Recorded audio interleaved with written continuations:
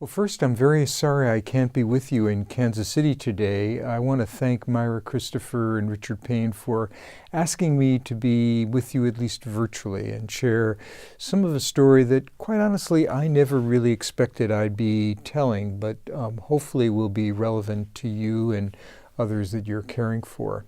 So, the story really begins with working with Myra and Richard on an Institute of Medicine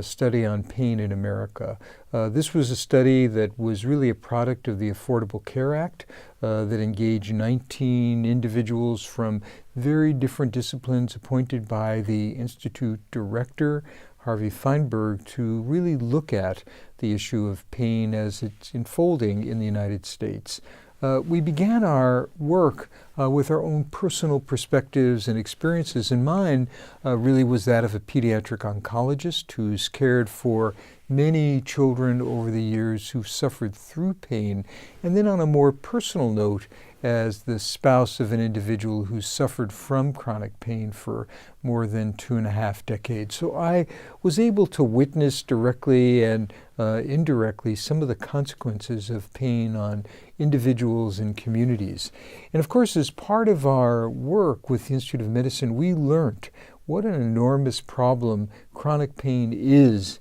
in America. Over 100 million individuals affected by chronic pain at a cost of $565 to $630 billion a year. And yet, there's so little known about the causes and challenges that exist and routes to treatment that really might make a significant difference.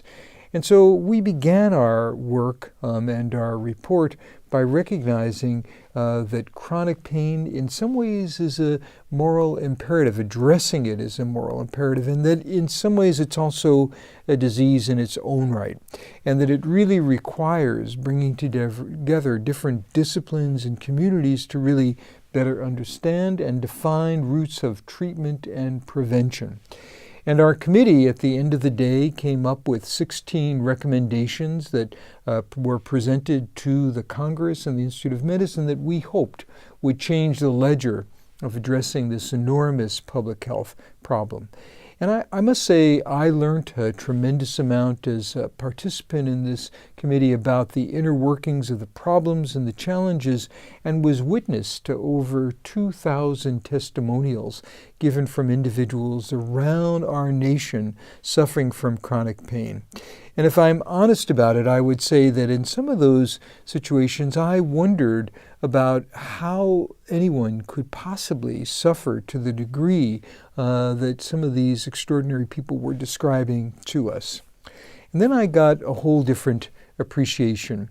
for the problem by, if you will, moving to the other side of the bed myself. And that story, in an ironic way, began with a trip that I was planning to take to Washington from Palo Alto, California, where I was to meet with the Secretary Staff in HHS to really help them move our report to the next level. And as sometimes happens, and maybe has happened to some of you, I bent over to pick something up from the floor as I was getting ready for a red-eye flight to Washington, and literally couldn't get up. Went home, made it home somehow, and over the next couple of days gradually improved, but then about 2 weeks later had another occurrence. And from that began a whole journey that lasted nearly a year that taught me more than I ever could have imagined learning about the consequences of chronic pain. To be clear about this, at the end of the day, it turned out that in my case, there was a rare, probably congenital lesion that contributed to the pain, a branch of my sciatic nerve that went through a muscle deep in my pelvis that created tremendous neuropathic pain that was increasing despite all interventions. But it took about 9 months and enormous degrees of skilled interventions to really find and delineate that problem. And quite honestly, if I'm also honest about it, I would say that the journey that I had, while typical in some ways, is atypical in many others. I had access to people and resources that many might not have, and yet I was also able to see some of the, if you will, ugly underbelly of medicine as it's practiced today. I witnessed many caring physicians and parts of our institution, but all too often found myself as my pain worsened despite every intervention, whether physical therapy or massage therapy or acupuncture or other manipulations, continued to get worse and defied any explanation. And I watched physicians and others who were evaluating me really operate in almost a tunnel-like vision, really within the domain of their area of expertise and not really thinking outside the box about what might be going on, as my own clinical course, rather than responding to therapy, seemed to just get worse and worse, to the point where I literally couldn't walk more than 100 feet without being in excruciating pain, or even stand or lie down without really incapacitating pain. Something that we heard, and I heard from many members providing testimonials, but I never really appreciated the depth that could really sap one's energy. Now, I should say that I began this episode in also quite good health. I was functioning as a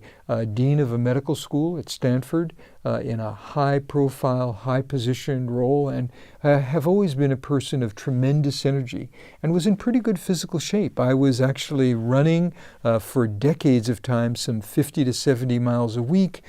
competing in 2 or 3 marathons a year, and yet when the pain began, the energy just came out of my own personal balloon, and I was unable to virtually do anything. And as the months unfolded, my energy and lack thereof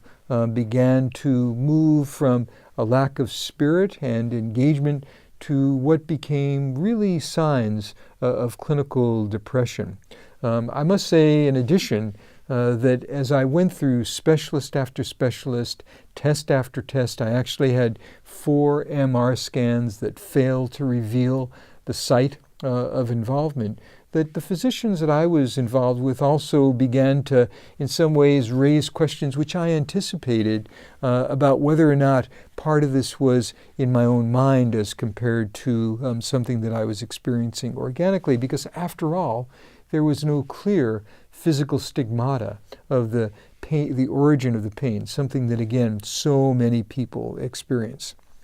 After many months, and really thanks to an outstanding primary care physician, I was engaged and with a group of care providers who began to think a little bit differently and actually developed a test that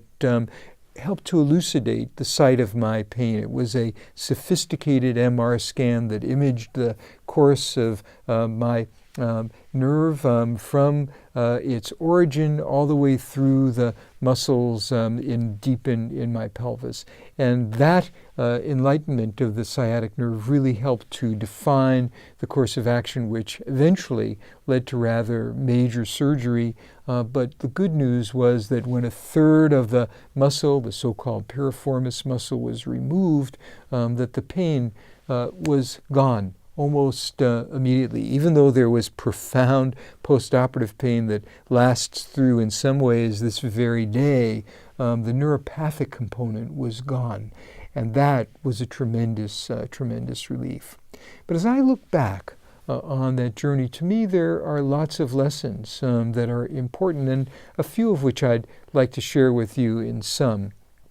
One of which was that despite the elegance of our care system, many of our care providers simply move within defined algorithms. They think about things they know and don't move outside the boundaries to areas that they don't know.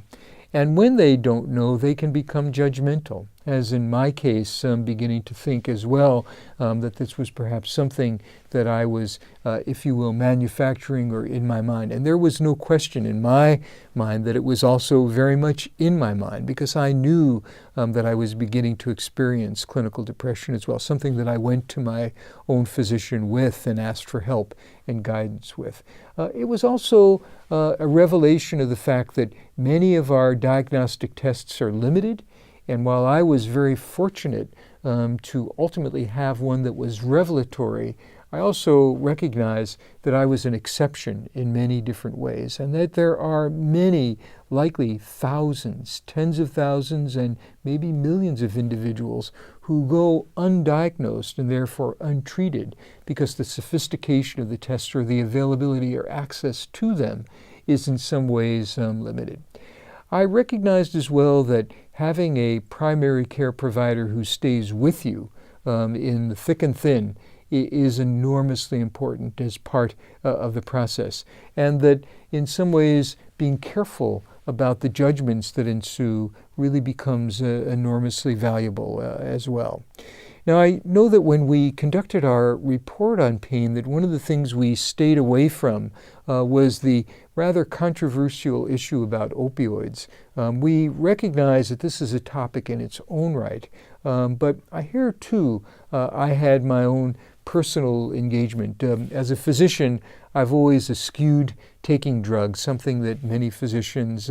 are similar to me in. And so I was very careful in not wanting to take more than, for example, a half of Vicodin a day just to get to sleep at night. But when I was in my post-operative story from surgery, I had really two events where I had near respiratory arrests because of getting, if you will, potentially a standard, but for me what turned out to be an overdose of opioids that led to some significant consequences, pointing out how individual the formula is between success and benefit in outcomes from courses of therapeutic events, including opioids. And while I do believe that opioids are important drugs for many patients and some with chronic pain, I also recognize that one needs to be very judicious in their use and be monitored and carefully followed when they're being prescribed. So in sum, I speak to you today as a physician leader who led with Myra and Richard and many others a report on pain that we hope will make a difference going forward, and certainly the work of Myra and Richard and many others will enable that to happen. I've become an advocate in my own way for trying to change the ledger on how pain is looked at and addressed in the United States. And as someone who suffered through chronic pain, I'm now humbled by the experience and much more aware of, as a physician, of the stories that people tell, the lessons they teach us, and the impact that pain has on the lives of so many hundreds of millions of people in the United States and around the world. Thank you for allowing me to be here with you today.